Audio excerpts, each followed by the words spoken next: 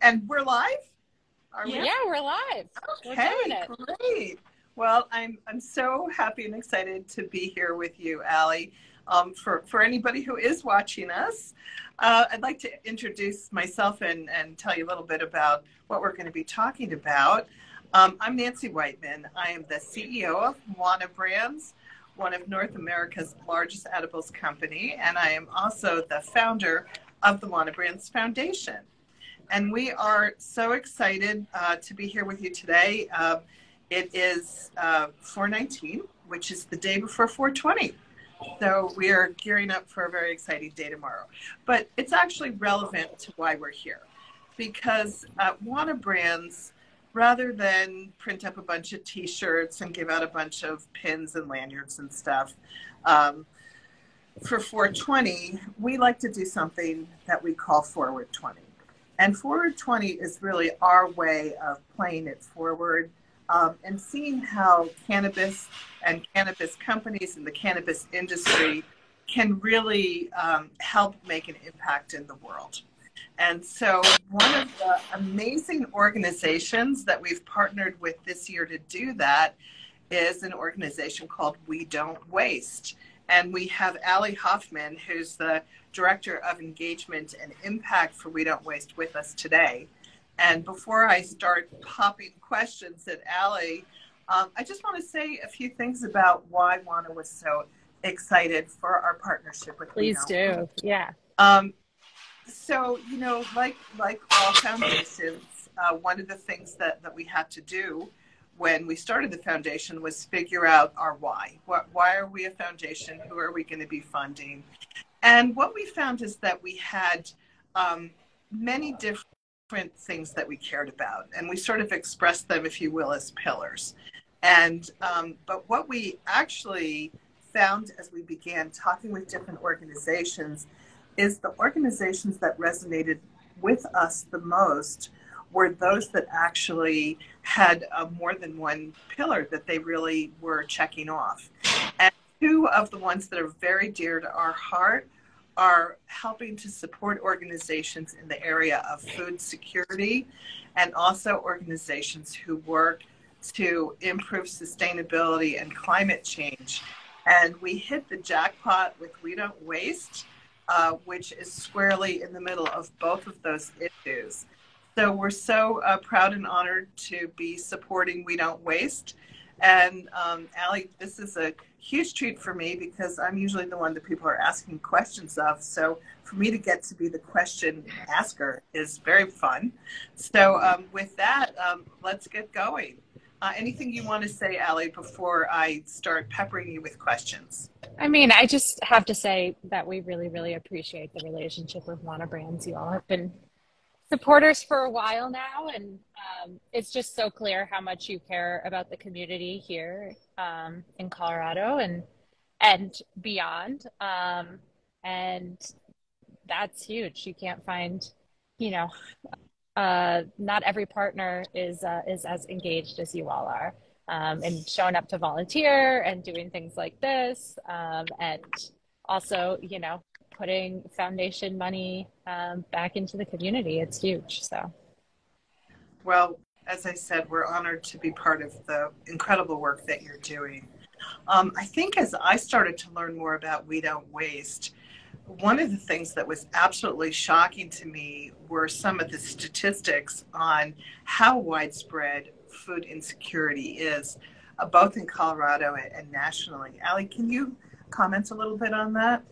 yeah. So I'm going to go backwards a little bit to just the founding of our organization. So Sure. we started because there's a huge problem. There's a problem with food insecurity, and there's a problem with food waste.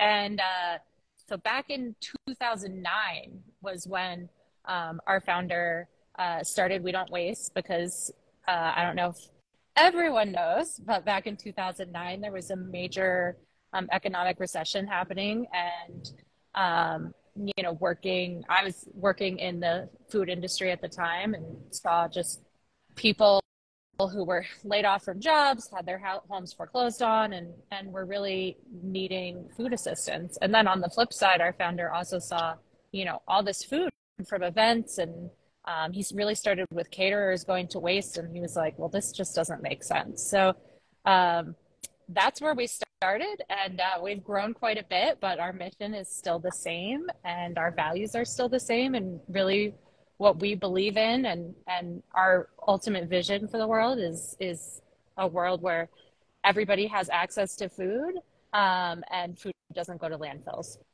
And that's the bottom line. So here in Colorado, we have about 1 in 3 Coloradans experiencing food insecurity, which is really, it's just very striking. If you look to your left and your right, one of those people or yourself is likely experiencing food insecurity. And then, as according to Feeding America, it's about 34 million people in the United States as a whole. So this is a huge problem, obviously. Food is so integral to our health, to our traditions, to our, gathering and social activities.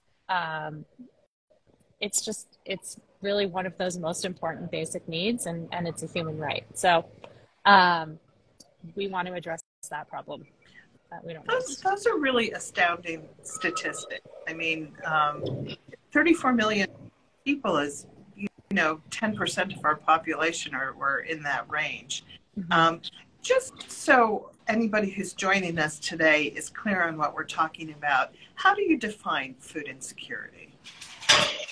So there is an official a USDA definition. I'm fairly certain that I can't rattle it off the top of my head. But in general, food insecurity, we would say, is kind of the state of not necessarily knowing where your next meal is going to come from.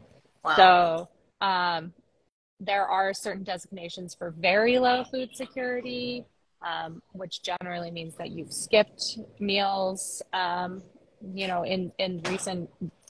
the recent weeks. But that uncertainty is a huge piece of just causing stress and turmoil in people's lives, right? So, and you really have to think about kids too, because a lot of the people experiencing food insecurity are children, and when they don't know where their next meal is coming from, or they see their parents skipping meals so they can have food on the table, that's a trauma, and that's a trauma that children have to grow up with. Yes, I remember, a lot of the statistics that came out during the pandemic that really highlighted the number of kids that depended on school lunches to make sure that they got at least one secure meal a day, and all the things that school districts did to try to address that. So as you were saying, Allie, we've got this dual situation where we have a really sizable percentage of our population who lives with some level of food insecurity, and at the same time, we have enormous amounts of food being wasted. Can you speak to that side of the equation, the amount of food that's wasted in America? Yeah, it's estimated that it's up to 40% of food that we produce in the United States every year ends up in the landfill. So, most stats will say somewhere between 30 and 40% is what goes in the trash. I saw a great quote one day that was like, imagine going to the grocery store. You buy 4 bags of groceries. You drop one of them in the parking lot and just leave it and walk away. And that's essentially what we're doing with the food we produce. Yeah, that's a great analogy. And then to put the next link of the chain here, we have people who don't have enough food. We have food being wasted. And then we have all the energy and resources that goes into creating that food, and also the implications of all the food that is wasted. Can you talk about some of the environmental impacts of food waste? Oh, absolutely. So there are plenty of environmental impacts. So if we think just about the inputs that go into producing food, so that's both things like water, land, fertilizer. It's also labor it's wasted labor. Transportation, you know, where you harvest a field of something, you transport it across many states, and then you throw it in the trash. So, you know, we're using gas as well. But, you know, I think one of the biggest things we think about here in Colorado, especially, is water. So in the Western states, we have a real water crisis. And I mean, for example, just the Colorado River alone, what we're taking out of the Colorado River, about 80% of that is being used for agriculture. So if we're using that and then we're wasting, you know, more than a quarter of the food that we're producing, you know, using that water, that's a really bad use of non-renewable resources. So, you know, when we talk about wanting to, you know, cut back on water usage, saving food, making sure you eat what you have is a huge thing that we can all do to cut back on water waste. Additionally, we've got an issue of what happens to food when it goes to the landfill. So I think people have this idea that like everything just becomes compost, and that would be lovely if it did. But a landfill is a very anaerobic environment, which means that there's no oxygen really getting to anything that's put in the landfill. And so it can take a head of lettuce 25 years to decompose in the landfill. I know. It's wild. It only takes 2 weeks in my refrigerator. I know, right? I get it. But there's oxygen in your refrigerator. So, you know, during those 25 years, as it slowly decomposes, it releases methane, which is a greenhouse gas, and it's actually more potent than CO2. It doesn't stay in the atmosphere as long, but it is 24 to 87 times more potent than CO2 in terms of what it does to contribute to climate change. So, you know, not wasting food is a really, really good way to help mitigate climate change as well. And a lot of governments, states, cities, counties, they're catching on to this and thinking, well, this is a fairly simple way that we can meet some of our climate goals. You know, you make such a great point, because it's really twofold, isn't it? There's the energy that is wasted, and the methane, for example. You know, certainly cows are famous for releasing, shall we say, methane into the air. So there's all the environmental impacts of agriculture anyway. And then in addition, there's more environmental impacts from the actual food that is wasted and the decomposition that occurs. So it's really a double whammy from a sustainability and climate change perspective. Absolutely. Which I hadn't thought about until we started working with you guys. One of the other issues that's so important to us at the Wana Brands Foundation is social justice. And you wouldn't necessarily think about sustainability and we don't waste in the lens of social justice. But of course, we know that food insecurity, first of all, impacts different groups unequally, for starters. And then also we have situations like food deserts in urban areas. Can you share any thoughts about what we know about who is impacted by food insecurity and food wastage? Sure. Yeah. I mean, we know that most inequities in our society, you know, whether we're looking at food insecurity, lack of access to healthcare, it disproportionately affects people of color, disproportionately affects women, or also non-binary folks, disproportionately affects the LGBTQ community, disproportionately, you know, impacts non-native English speakers. I mean, you can just keep it going, of course. And so if we're going to do this work, we need to acknowledge that and then, work to change those structures.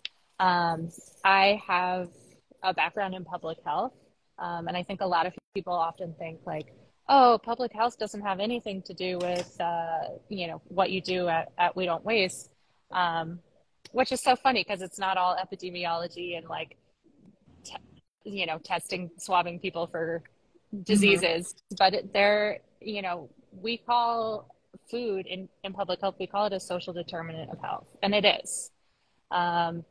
And other things that are social determinants of health are your zip code, are your gender, are your race. And these are things that, to some degree, sometimes we can't change them, and other things we can change. Like you could maybe move out of your zip code, but again, that's your home. So why should there be disproportionate access to healthy, nutritious food where you live, right? And then if you're looking at the food desert issue, it's very interesting because when I was, back studying in school, a long time ago, we talked about food deserts as a pretty new concept then. But there's been a movement in more recent years to talk about food deserts as food apartheids. So acknowledging that really, we think of deserts as this like naturally occurring thing, like, oh, that's just part of the climate. Nothing can be done. Yeah. Part of an ecosystem. Yeah. But really what we see in, communities and neighborhoods without access to healthy, affordable food, this isn't by accident. It's by, virtue of, more than decades of discrimination, redlining, divestment from grocery stores because they don't see it being economically viable. There's just a ton of different reasons as to why these different communities have less access to basic needs, right?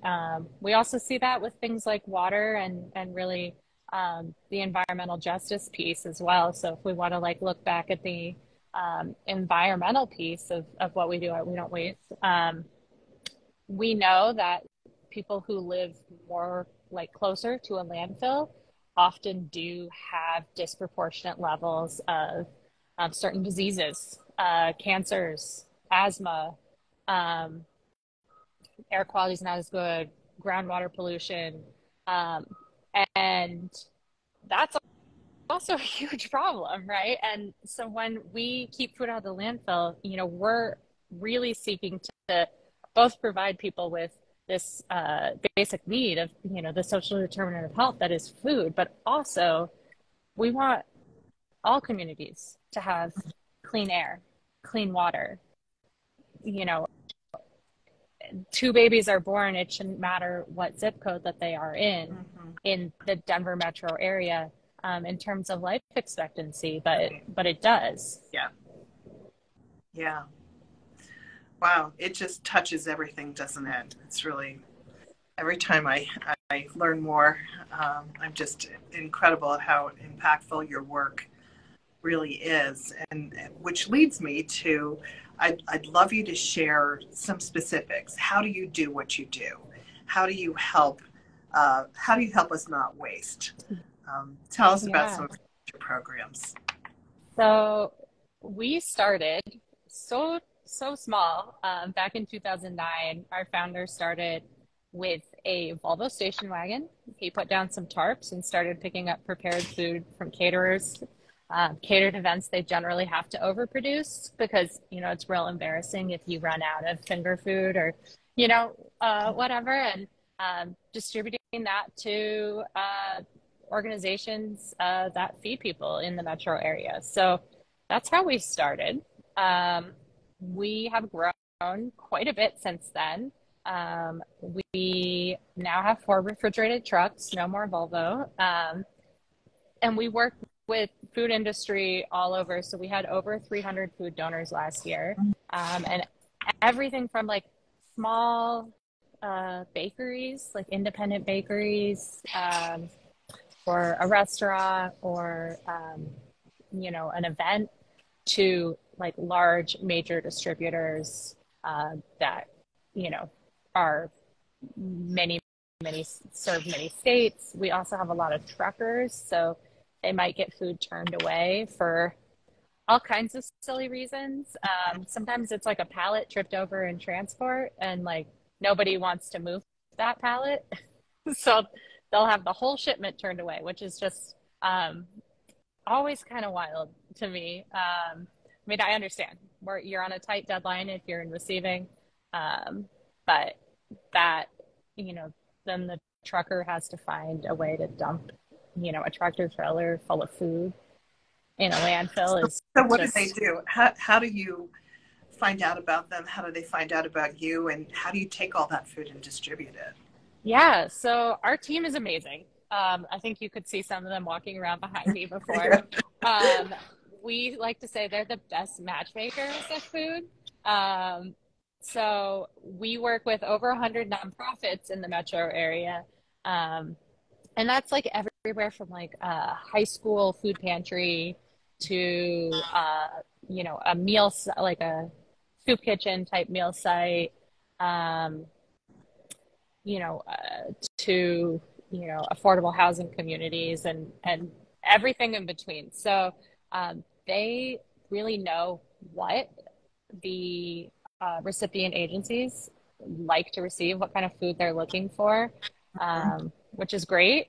Because sometimes when you do food rescue, you get weird stuff, or not even weird stuff so much as like not the most common ingredients that, you would think of, oh, I know where this should go.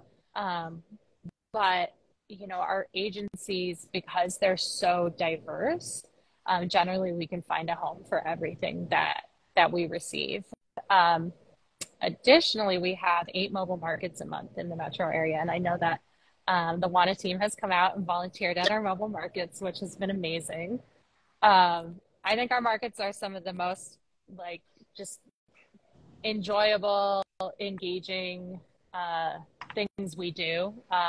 It's a way to really just be part of a community. And just the way people look out for each other at the markets is just so wonderful. We hear about all the like, you see so much divisiveness and things in the news, and then you go to a mobile market and you just neighbors are meeting neighbors.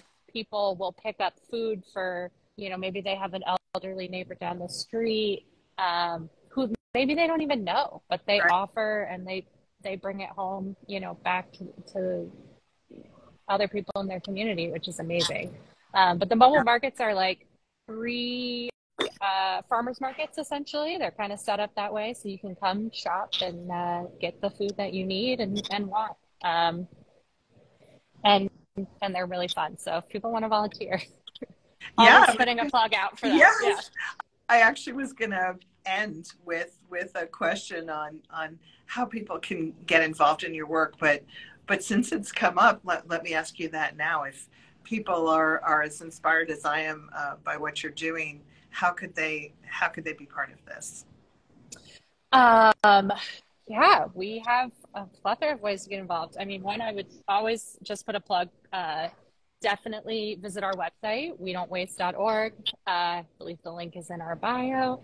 Because we have everything from volunteer opportunities on there to different events. Certainly, as a nonprofit, we're always fundraising because we do not charge recipients for our food, which means we don't charge the individuals who get the food. We also don't charge the nonprofit agencies who receive food from us. And we also don't charge the food donors. So that means that we're always looking for that kind of support as well. So we can keep the lights on here and the trucks running. And also people can get involved by learning about food waste and doing, making small changes at home. So we have a whole at-home food waste audit toolkit Oh, on our cool. website. It's very fun. I did it last year when we first kicked it off. And honestly, I've been at We Don't Waste for almost 6 years now.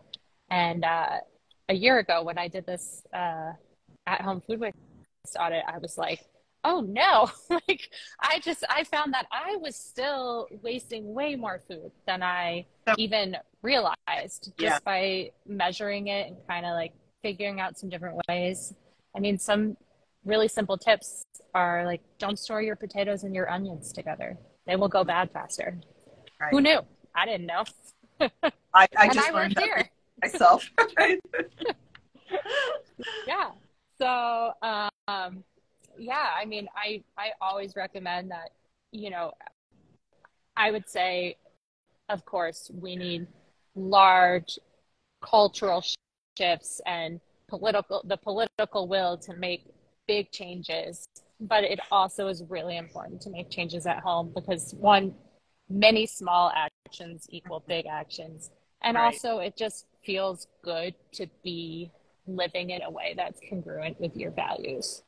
So, Thank you. You make such a great point that, a lot of times when we think about nonprofits, we think about reaching for a checkbook or direct volunteer work, but really your mission is broader than that. It's to really educate each individual on what they as an individual can do to prevent food waste as well. absolutely. So, yes, very thought-provoking. I wanted to, and by the way, I was curious, do you have any juicy statistics for us in terms of how much food you gathered and distributed last year, for example? Can you Sure, share? yeah. I mean, I can tell you in the entirety of our organization, we have recovered just about 200 million servings of food. Wow. So yeah, we're very proud of that. Last year we did, I think, close to 22 million servings. Mm-hmm. So every year a little bit more. Our team is just honestly the most amazing in terms of finding and seeking new food donors, working with our agency partners, and then doing the actual work to make it happen. So I can show off a little bit. So here got a couple docks, unloading some trucks, got some bread there. I don't think they know that I'm filming them, so I'll turn the camera back around. But yeah, that's we're always looking to grow, especially as the need continues to grow, which we have seen. Really, we thought it was going to cap out with, we were going to reach the peak of need with COVID. And that just hasn't been our experience, unfortunately. So we have seen a 70% increase in mobile market participation just in the last year. So 2022 to 2023. Incredible. And Yeah. that's significantly higher than it was back in 2020. And part of that is just that inflation is here. I think everyone who's watching this live, all of us, we go to the grocery store, you get your bill and you're like, what did I spend $60 on? Yeah. This isn't $60 worth of food, Right. Right. And if you're, dealing with a fixed income, if you have a large family, if you, lost a job during the pandemic and are still, maybe you're back to work, but you're still kind of just catching up. That's really, really challenging. Yes. Yeah, absolutely. Well, Allie, I'd like to end on sort of more of a fun note, I guess. Yeah, more of a positive note.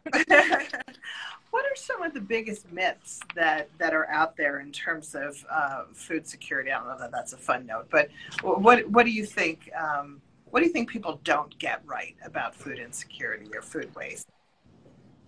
Oh boy. I think there's a lot of things. So I'll start with the less fun so we can end on a more no. Okay. I think there's a lot of stigma and misinformation about poverty, about homelessness. There's so many people, I think, who see someone who's unhoused and thinks, oh, maybe they should just get a job. Before we did this live, I was looking up some stats, and there was a survey about a year ago, maybe, that I think Colorado Coalition for the Homeless did, that showed that about 50% of people in the Denver metro area who were unhoused at that moment in time had worked in the last year. So, this isn't just a problem of, people who can't or don't work, but it's a problem of wages. It's expensive to live here. It's hard to get a house too if you have a pet, and pets are family to a lot of people, or if you have a record, or for tons of reasons. So I think there's a lot of misconceptions about just what it means to be experiencing some of the challenges that we see that happen with poverty. And that includes food insecurity. But on a more fun note, so I encourage people to just do some research, and also, always encourage people to just try to, what is the phrase? But walk a mile in someone else's shoes, or and we can't exactly do that because we all have our own experiences and our own privileges, and our own challenges. But that empathy piece is huge because, none of us really know what is happening to someone else, in someone else's life. Right. But on a more fun note, I can say another misconception with food rescue is that the food is not good. That it's like going bad or, less than, and I can just, honestly, I've got this is just very lucky. I just happen to have a bunch of lettuce from a local grower right next to me right now. But this is beautiful, fresh, organic lettuce. There is not a thing wrong with it, but it was excess.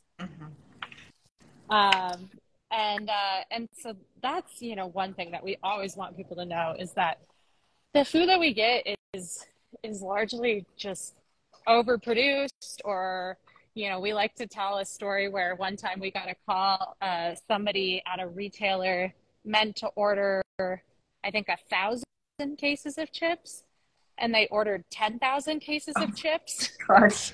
And they couldn't store them, so there was nothing wrong with those chips. Yeah. And so that's a lot of what we see. And we never want people to think we're giving out food that's not so good. Just peeking in our cooler to see if there's anything fun to look at. But I mean, even here, this is different than the lettuce, but still pretty fun. I just crushed the box, but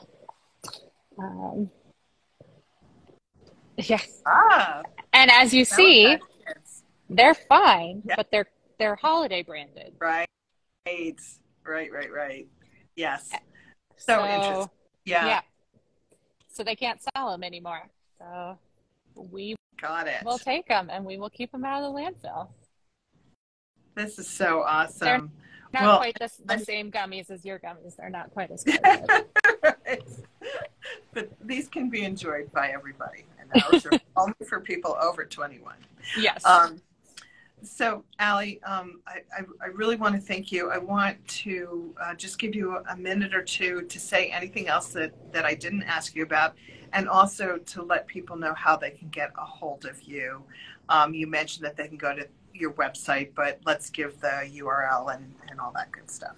Great. Yeah, definitely. Please visit WeDon'tWaste.org. So www.WeDon'tWaste, no apostrophes or anything, .org. Or you can just visit the link in our bio. And we'd love to hear from you. You can also always message us through social media. So, you know, we're happy to respond to any inquiries. We get messages from people who are looking to do similar things in other states or other countries. We get messages from people who are looking for food assistance, and we get messages, asking just simple facts about how to waste less food, and we're happy to answer any of that. That is so great. Well, thank you again. We so appreciate the work that you do, and we're so inspired by it. And we are happy and proud to be partners with We Don't Waste. Likewise, we just so appreciate you all. Best partners. We always have so much fun when you come out to the markets. Absolutely. Thank you. Yeah, and then I do also want to just, if there's not a ton of people on the live right now, but if anybody has any questions, you can pop them in the question box here, or just send them to us via the messages function.